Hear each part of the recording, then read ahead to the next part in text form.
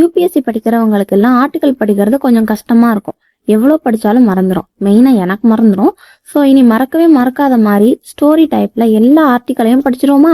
இன்னைக்கு நம்ம UPSC கிளாரிட்டியில article 1ல இருந்து 4, அதாவது இந்தியன் கான்ஸ்டிடியூஷனோட பார்ட் 1ல இருக்கிற ஆர்டிகல் எல்லாம் பார்க்கலாம். வாங்க ஸ்டோரிக்குள்ள போகலாம். 1000 வருஷத்துக்கு முன்னாடி ஒரு மேஜிக்கல் கிங்டம் இருந்தது. பீப்புள் எல்லாரும் அத பாரத்னு சொல்லுவாங்க. அந்த கிங்டம்ல இருக்கிற பெரியவங்க எல்லாரும் இப்ப நம்ம கம்பேர் பண்ணி படிக்கணும். பெரியவங்கன்னா யாரு? Constituent assembly. ஓகே, அந்த பெரியவங்க எல்லாரும் இந்த கிங்டம்க்கு ஒரு மாடர்னா சூப்பரா இந்தியான்னு நேம் வைக்கலாம்னு முடிவு பண்ணாங்களாம். அதாவது India, that is Bharat shall be a union of states. ஏன் யூனியன் சொல்றாங்கன்னா, ஸ்டேட்ஸ் இந்தியாவை கிரியேட் பண்ணல, இந்தியா தான் ஸ்டேட்டை கிரியேட் பண்ணுது. யூனிட்டின்றது ஒரு permanent one, it is not a contract. So அந்த எல்டர்ஸ் எல்லாம் இந்தியா ஒரு ஸ்ட்ராங்கான அன்பிரேக்கபிள் யூனியன் கண்ட்ரின்னு டிசைட் பண்ணாங்க. Next, the territory of India shall comprise. The territory of India எதெல்லாம் இன்க்ளூட் பண்ணிருக்காங்கன்னு ஒரு 3 மேஜிக்கல் லைன்ல சொல்லியிருப்பாங்க. ஃபர்ஸ்ட் லைன் என்னன்னா, all the states, for example Tamil Nadu, Karnataka, Kerala எல்லாம் ஒரு permanent part of India. Second line என்னன்னா, union territories administered by the central government, for example Delhi, Puducherry, Jammu Kashmir. Third magical line என்னன்னா, territory we may acquired in the future. It means India ஃபியூச்சர்ல liberation agreement ட்ரீட்டிக்காக new state create பண்ணுச்சுன்னா அதுவும் இந்தியாவோட ஒரு பார்ட் தான். For example Puducherry, Goa, Sikkim. இதுதான் ஆர்டிகல் 1 அண்ட் அதுல இருக்கக்கூடிய பாயிண்ட்ஸ். இப்போ ஆர்டிகல் 2 இதோட ஸ்டோரி பார்க்கலாம். அந்த கிங்டம்க்கு இந்தியான்னு நேம் வச்சதுக்கு அப்புறம் நிறைய நெய்பரிங் ஸ்டேட்லாம் இந்தியால இருக்கிற பீப்புள் கிட்ட வந்து உங்க கிங்டம் ரொம்ப அழகா இருக்கே, அமைதியா இருக்கு, உங்க ஃபேமிலியில நாங்களும் சேர்ந்துக்கலாமான்னு கேட்டாங்களாம். அதுக்கு அந்த பீப்புள் எல்லாரும், இது நாங்க டிசைட் பண்ண முடியாது, இந்தியாவோட கிங்னா யாரு? பார்லிமெண்ட். இந்தியாவோட கிங் தான் முடிவு பண்ணுவாங்க.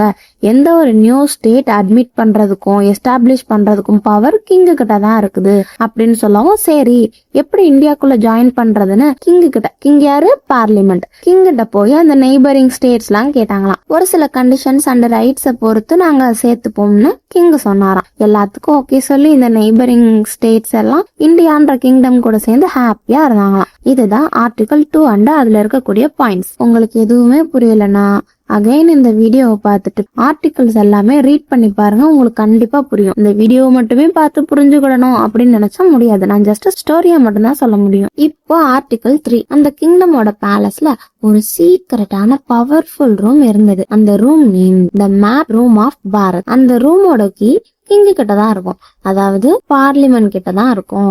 அந்த ரூம்குள்ள ஒரு மேஜிக்கல் மேப் இருந்தது. அந்த மேப் என்னென்னலாம் செய்யும்னா, அப்படியே வரிசையா நோட் பண்ணிக்கோங்க. நியூ ஸ்டேட்டை கிரியேட் பண்ணும், 2 ஸ்டேட்டை மர்ஜ் பண்ணும், ஒரு ஸ்டேட்டை 2ஆ ஸ்பிளிட் பண்ணும். ஸ்பிளிட் பண்ணா என்ன நேம் வைக்கணும்ல, சோ எனி ஸ்டேட்டோட நேமை சேஞ்ச் பண்ணும், ஸ்டேட்டோட பவுண்டரிஸ ஆல்டர் பண்ணும், யூடிய ஸ்டேட்டாவும் ஸ்டேட்டை யூடியாவும் கன்வெர்ட் பண்ணும், ஏரியா ஆஃப் த ஸ்டேட்டை இன்க்ரீஸ் அண்ட் டிக்ரீஸ் பண்ணும். பார்லிமெண்ட், அதாவது கிங் இந்த மேஜிக்கல் மேப்பை யூஸ் பண்ணி ஏதாவது ஆல்டர் பண்ணணும்னா ஆல்டர் பண்ணக்கூடிய அந்த ஸ்டேட்டுக்கு இன்ஃபார்ம் பண்ணணும். ஃபார் எக்ஸாம்பிள், இப்படி உங்க ஸ்டேட் நேம மாத்தலாம்னு இருக்கும், உங்க ஒப்பீனியன் என்ன அப்படின்னு கேட்கும். இதத்தான் the president sending the bill to the ஸ்டேட் லெஜிஸ்லேச்சர்னு சொல்லுவாங்க. சரி, அப்ப அந்த ஸ்டேட் நோ சொல்லிடுச்சுன்னா கிங் ஸ்டேட் நேம் எல்லாம் மாத்த மாட்டாரா அப்படின்னு கேட்டா அப்படிலாம் ஒன்னும் கிடையாது. என்னதான் ஸ்டேட் நோ சொன்னாலும் கிங் நேம் மாத்துறதுன்னா மாத்ததான் செய்வாரு. ஏன்னா மேஜிக்கல் மேப் எப்பவுமே கிங்குக்கு தான் ஒபே பண்ணும். ரியல் லைஃப் எக்ஸாம்பிள் என்னன்னா, ஆந்திர பிரதேஷ் தெலுங்கானா ஸ்டேட் உருவாக்குறதுக்கு எதிர்ப்பு தெரிவிச்சாங்க.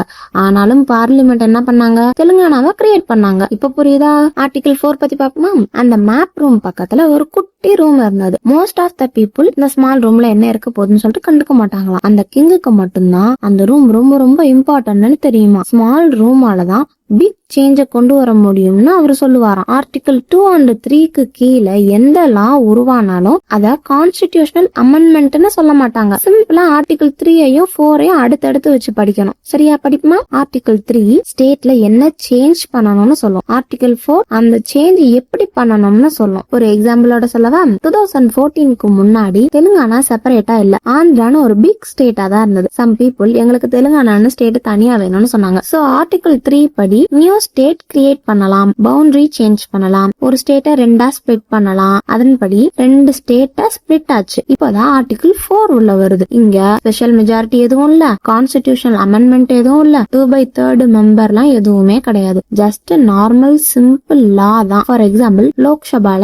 100 பேர் இருக்காங்கன்னு வச்சுக்கலாம். 100 பேர் எக்ஸாம்பிளுக்கு தான் சொல்றேன். 100 பேரா இருக்காங்க அப்படின்னு என்கிட்ட காமெண்ட்ல வந்து திட்டக்கூடாது. 100 பேர் இருக்காங்கன்னு வச்சுக்கலாம். அதுல ஒரு 51 பேர் எஸ் சொல்லி 49 பேர் நோ சொன்னாங்கன்னா மெஜாரிட்டி என்ன, 51 தானே, தெலுங்கானா ஸ்டேட் கிரியேட் பண்ணிடலாம்னு டிசைட் பண்ணிடுவாங்க. அதாவது அவ்வளவு பெரிய சேஞ்ச் நடக்க இப்படி சிம்பிள் ஓட்டிங் மெத்தட்ல கிரியேட் பண்ணலாம்னு சொல்றதுதான் ஆர்டிகிள் 4. ஆர்டிகிள் 4 அவ்வளவு பெருசு இல்ல, சில பேருக்கு புரியாது. ஒரு 2 டைம்ஸ் கேளுங்க, கண்டிப்பா புரியும். ஆர்டிகிள டீடைல்டு ஸ்டோரியா எக்ஸாம்பிளோட சொல்லியிருக்கேன். வேலையா இப்பவே உட்காந்து படிச்சு பார்க்காம புரிஞ்சதை எழுதி பாத்துருங்க. லைக் அண்ட் சேவ் பண்ணி வச்சு அப்புறமா பார்க்கலாம்னு நினைச்சா மறந்துடுவீங்க. குடுகுடுன்னு ஓடி போய் புக் எடுத்து வச்சு படிச்சு முடிச்சிருங்க. Bye bye.